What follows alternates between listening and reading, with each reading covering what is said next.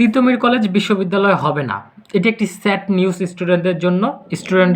স্টুডেন্টরা অনেক মনোবাসনা নিয়ে অপেক্ষা করছিল যে তিতুমির কলেজ বিশ্ববিদ্যালয় হবে, কিন্তু আমি ঢাকা বিশ্ববিদ্যালয়ে গিয়েছি। বিশ্ববিদ্যালয়ে যে আমি বাহালুল স্যারের সাথে কথা বলেছি এবং তিনি আমাকে আশ্বস্ত করেছেন কোনোভাবেই তিতুমির কলেজ বিশ্ববিদ্যালয়ে রূপান্তর করা সম্ভব না। আমি স্যারকে অনেকভাবে রিকোয়েস্ট করেছি যে স্যার আপনারা কিছু করেন, আপনারা এই বিষয়ে একটু ভেবে দেখেন।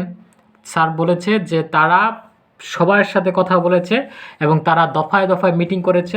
মিটিং করেই তারা চিন্তাভাবনা করেছে যে তিতুমির কলেজকে বিশ্ববিদ্যালয়ে রূপান্তর করা সম্ভব না। আমি স্যারকে জিজ্ঞেস করেছি, স্যার কেন সম্ভব না, কী সমস্যা আছে এখানে? তো স্যার আমাকে যেই বিষয়টা বলেছে সেই বিষয়টা হচ্ছে তিতুমির কলেজকে বিশ্ববিদ্যালয় করতে হবে কেন, বা এটার প্রয়োজনীয়তা কি। তখন স্যার আমাকে আরও ভালো করে বুঝিয়েছে যে এটার কোনো সৎ উত্তর নেই।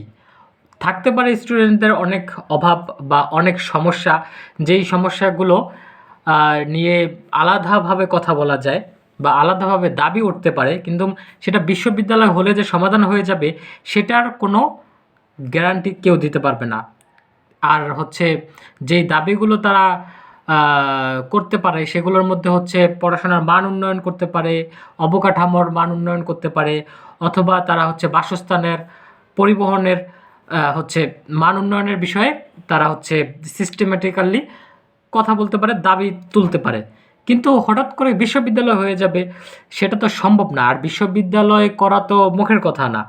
বিশ্ববিদ্যালয়ের যেই প্রসেসটা রয়েছে সেই প্রসেসটার মধ্যেই তিতুমির কলেজ ঢুকতে পারবে না। কেন ঢুকতে পারবে না? প্রথমত, যদি বিশ্ববিদ্যালয় তিতুমির কলেজকে করা হয় সেই ক্ষেত্রে তিতুমির কলেজের মান আরও নিচের দিকে চলে যাবে এবং সেটা উঠতে প্রায় আরও 10-15 বছর সময় লাগবে। সো একটা কলেজকে শুধু বিশ্ববিদ্যালয়ের ট্যাগ দিয়ে নাম দিয়ে দিলাম তাহলেই যে বিশ্ববিদ্যালয় হয়ে গেল, বিষয়টা এরকম না। বিষয়টা হচ্ছে মান খুবই কমে যাবে, পর্যাপ্ত বিশ্ববিদ্যালয়ের স্যার নেই।